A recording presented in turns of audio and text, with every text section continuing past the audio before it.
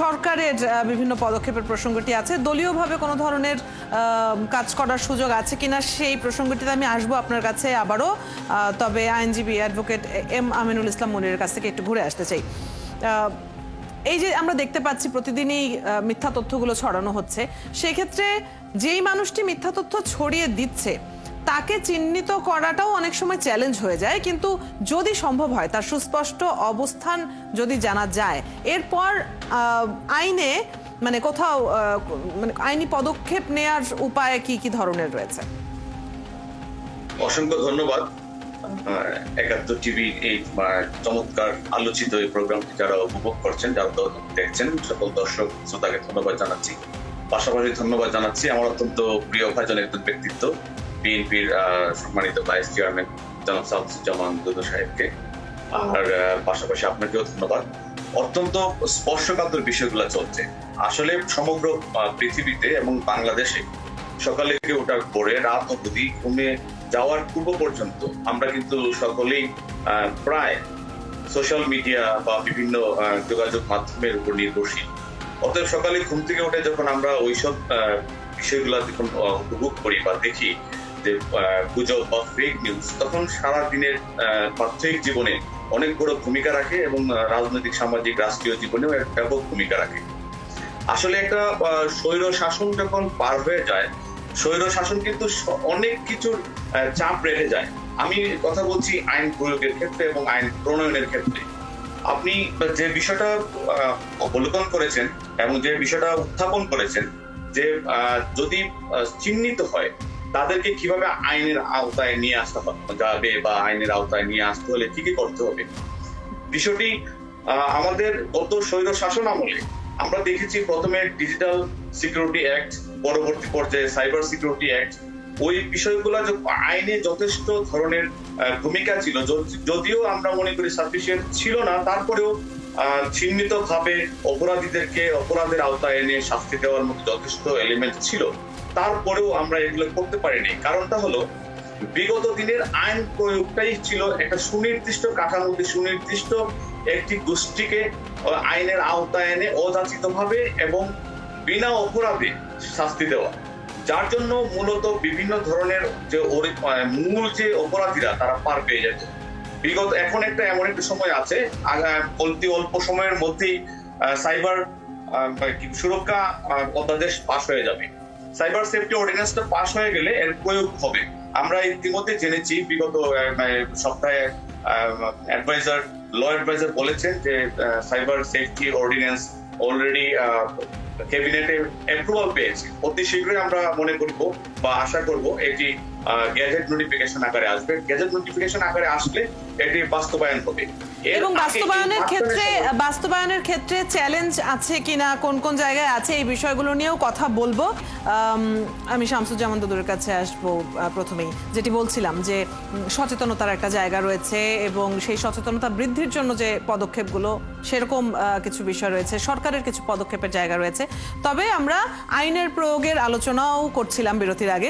সেক্ষেত্রে একটু জানতে চাই যে দলীয়ভাবে কোনো ধরনের পদক্ষেপ নেওয়া কিংবা এই ধরনের গুজব যারা পরিকল্পনা করে ছড়াচ্ছে, ষড়যন্ত্রের অংশ যদি হয়ে থাকে, সেই ক্ষেত্রে দলীয় কোনো আইনি পদক্ষেপ নেওয়ার পরিকল্পনা আপনাদের আছে কিনা? প্রথম কথা হচ্ছে, রাজনৈতিক দলগুলোর ব্যাপক জনগোষ্ঠীর উপর একটা প্রভাব থাকে। এদের বড় ধরনের কর্মী বাহিনী থাকে। আমার কাছে যেটা মনে হয়, সোশ্যাল মিডিয়াতে, ফেসবুকে তরুণ সমাজের একটা প্রভাব বা তারা সক্রিয়তা এখানে খুব বড়। অন্যরাও থাকেন, তবে তরুণ সমাজের ভূমিকাটা থেকে ভালো। তো যে কোনো মিথ্যা প্রসঙ্গই ষড়যন্ত্রের অংশ। বিভ্রান্তি সৃষ্টি করাই হচ্ছে শান্তি শৃঙ্খলা বিনষ্টের একটা অংশ।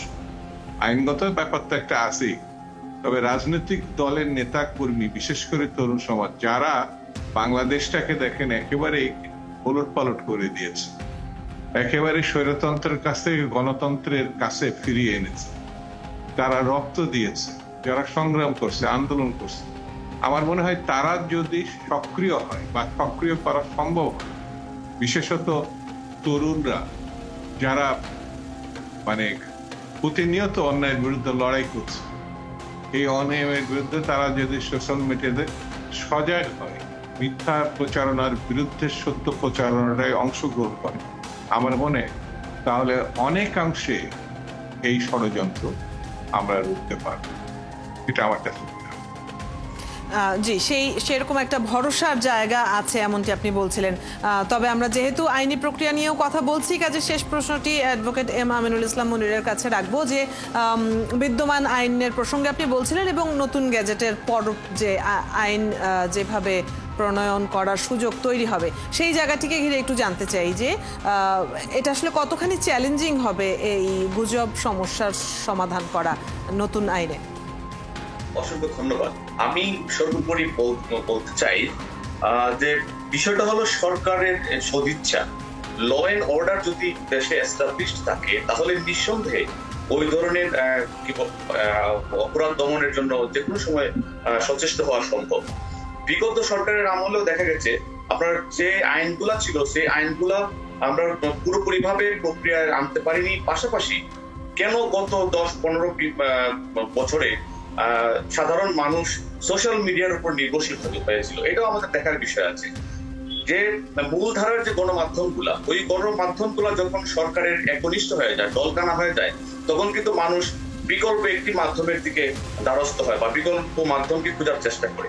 তখন সামাজিক মাধ্যমগুলো একটা বস্তুনিষ্ঠ কিছু কিছু খবর প্রয়োগের মাধ্যমে কিন্তু তাদের একটা আস্থার জায়গায় নিয়ে এসেছিল মাঝখানে। কিন্তু এটাকে এতই বড় বেশি পরিমাণ নিয়ে যায়, এখন মানুষ এটাকে গুজব বা আপনার কি বলে অতিরঞ্জিত এবং এটাকে যে অতিমাত্রায় মিথ্যা প্রচারের মাধ্যম হিসেবে ব্যবহার করা হচ্ছে। এ থেকে রাজনৈতিক বেনিফিট দিচ্ছে, তবে সরকার যদি মনে করে এ থেকে পরিত্রাণ পাওয়া দরকার এবং সরকার যদি মনে করে এই আইনকে প্রয়োগ করে, যেমন আমি বলতে চাই বিগত সাইবার সিকিউরিটি অ্যাক্টের 21, 31, 30, 24, 25 থেকে 29, 30 ধারা পর্যন্ত যে ধারাগুলো ছিল, এই ধারায় খুব শাস্তিমূলক বিধানের ব্যবস্থা খুব গৌণ থাকলেও কিন্তু এটারও কিন্তু প্রয়োগ হয় নাই। যেমন দেখা গেছে এবং এখন সামনের দিনগুলো নিয়ে আপনি আশাবাদ ব্যক্ত করছিলেন, বিরতির আগে এই বিষয়ে কথা হচ্ছিল। সময় থাকলে আমরা হয়তো এই আলোচনা আরো দীর্ঘায়িত করতাম। আপনাদের দুজনকেই ধন্যবাদ আমাদের সাথে আজকে যুক্ত হয়ে আলোচনায় অংশগ্রহণ করবার জন্য। দর্শক, আমাদের সাথে আজ যুক্ত ছিলেন কেন্দ্রীয় বিএনপির ভাইস চেয়ারম্যান শামসুজ্জামান দুদু এবং বাংলাদেশ সুপ্রিম কোর্টের আইনজীবী অ্যাডভোকেট এম আমিনুল ইসলাম মুনির। কথা হচ্ছিল তাদের সাথে। আপনারা আছেন ফ্যাক্ট চেক নিয়ে ৭১-এর নিয়মিত আয়োজন ফেক নিউজ স্ক্যানারে। রবি থেকে বৃহস্পতি সপ্তাহে 5 দিন আমরা রিউমার দূর করতে হাজির হব ঠিক একই সময়ে। আপনারাও যুক্ত হতে পারেন। যে কোনো খবর যদি আপনাকে সংশয়ে ফেলে সেটির একটি স্ক্রিনশট আমাদেরকে মেইল করতে পারেন fns.71tv@gmail.com অথবা ফেসবুকে যোগাযোগ করুন www.facebook/fakenewsscanner।